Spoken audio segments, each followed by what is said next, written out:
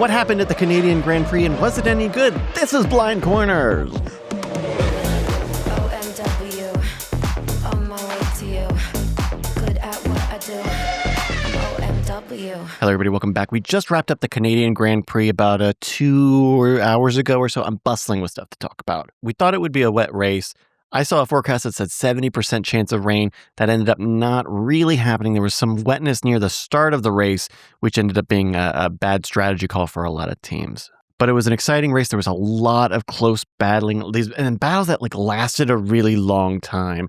There were a lot of penalties that was kind of hard to keep track of. I don't know if you felt that way. I thought it was hard to keep track of them.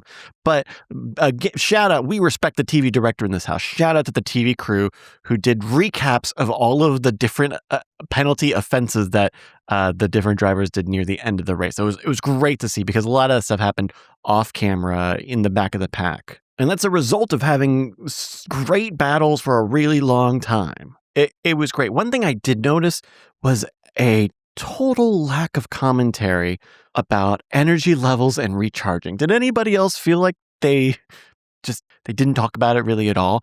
I have felt frustration in a lot of the other races this season when it was all just constantly the battery, he's recharging his battery, he's using his battery, deploying the battery. And it was all the time. It was constantly. So I appreciate that wasn't just the line that kept getting said. I think if I was optimistic about this lack of conversation in the commentary, the optimistic view is that these regulation refinements are working and we finally have classic F1 racing again. A more cynical read would maybe say that this sounds like a top-down directive from Formula One media. Stop talking about the battery. They don't like the battery. The battery's woke. Stop talking about the battery. And we're talking about it all the time. Either way, I'm glad. I'm glad that we didn't have much. Going to the race start, it was a really strong start for Norris and for Hamilton. For Norris, unfortunately, and for Piastri, they, along with a few other racers, ended up starting on the intermediate wet tire, which was a bad call. It was not the right call. They knew it was not the right call from the 3 formation laps that they had to do. But the first half of the race was exciting. From about lap 14 until Russell ended up retiring on lap 30, Antonelli and Russell were duking it out. It was great. Lap after lap into the corners. And, Kimi's hungry. Kimi's hungry and he showed it. It was just so tense. All the off-track moments. It even kind of looked like Russell's retirement may have been because of the racing, the battling between the two of them. But I think looking at the replay, it was pretty clear he had a mechanical problem before he ran through the grass. But it certainly looked like it. And when Russell retired, I was like, okay, well, that was a good race. We had a good race, everybody. 50% of a race being good, we got it. We will see you in 2 weeks. But it wasn't. Like 20 laps later, Hamilton got on the radio and said, I'm making a charge for Verstappen, and he fucking did. He was what, 2 seconds? Yeah, he was 2 seconds behind Max when he sort of made the call, give me more power. And that was another great protracted battle. It went basically to the end until about lap 67. And it was a really, really well-earned fight. It was a fantastic defense by Verstappen. It was great racecraft from Hamilton to take we know that the Ferrari has been doing better than the Red Bull car this season, but it was great that Max didn't make it easy and Lewis didn't just breeze on through. Absolutely professional racing, just beautiful. On the opposite end of beautiful, there was McLaren. It was a bad day for McLaren. Starting on the intermediate tires was a gamble, and it was not a gamble that paid off. Oscar could only recover to P11, and then Lando had a retirement from P10, so he was kind of in the points. There was some potential there, but reliability issues probably should make a Mercedes, or at least their high-performance powertrains division, to really kind of take a look at what's going on. George and Lando both retiring from a reliability problem, presumably with the power unit. And George, I think, could be rightfully mad. He could be rightfully mad at the garage. He was in the middle of a fantastic fight. Same cars, a very high level of talent between both of them. And then the car kind of farts out. That's just frustrating. It's the definition of frustrating. Going on a Red Bull, Max really showed off his racecraft here. Bringing it to the podium was really, really strong. Yes, it did require both of the McLarens to retire and one of the Mercedes to retire. But you know what? He made it work. Max had a highlight low light probably would be for Isaac Hadjar. He took a couple of penalties, one for weaving on the straight and defending from Hamilton or Charles. Frankly, just kind of not safe defense. And then he's being investigated for some yellow flag infringements. I think as of this writing, that investigation is still going on, but the stop and go penalty that Hadjar had didn't affect his P5 result. It ended up being a pretty good result for Ferrari.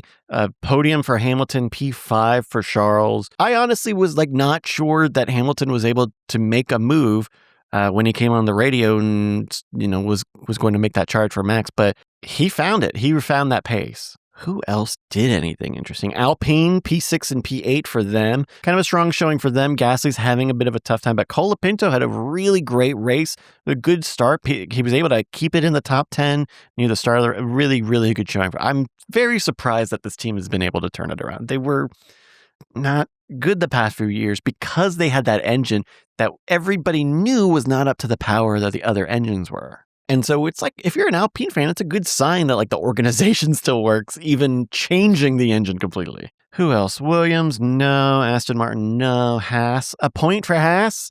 Okay. Audi? No. A very anonymous race for them. Cadillac? Also not great. Valtteri got P16, aka last place. And a DNF for Sergio. Perez had a really interesting retirement. On the live feed, the commentators kind of speculated, did he hit a wall and that's why his suspension broke? We saw the replay of him driving into the pit lane, and right as he crossed the pit entry line, his front right, I don't know if it's his suspension or what, just collapsed.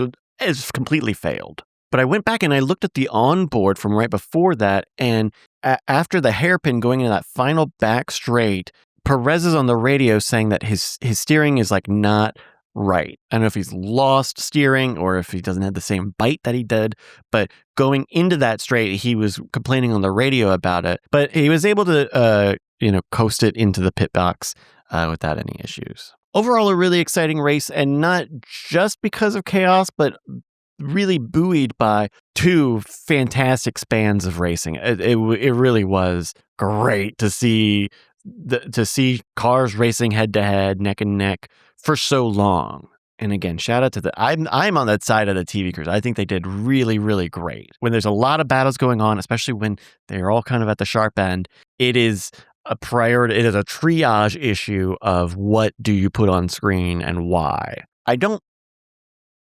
love how complicated the broadcast product has got. I think it's good that they have the picture-in-picture window.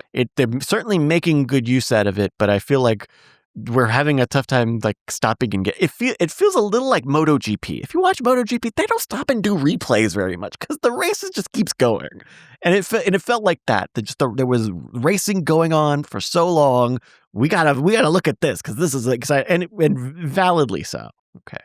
Take a look at the championship standings. Antonelli is now on 131 points. It's 43 points ahead of teammate Russell at 88. Charles and Lewis are close, 75 and 72 points respectively. Norris is on 58. Piastri is on 48. Max ended the weekend on 43 points ahead of Gasly at 20. Behrman on 18 and Lawson P10 in the standings at 16. I think George was talking to the media saying, well, this is Kimi's title battle to lose. It's way too early to be talking like that. It's way too early to be. This is race 5? It's too early. I get it. Mercedes got but for George, come on, motherfucker, you're in the car. You're the one in the car. If it was me, I would say that. I'm not the one in the car. You're the one in the car. Anyway. And that's the Canadian Grand Prix. How did you feel about it? Let me know in the comments. I thought it was great.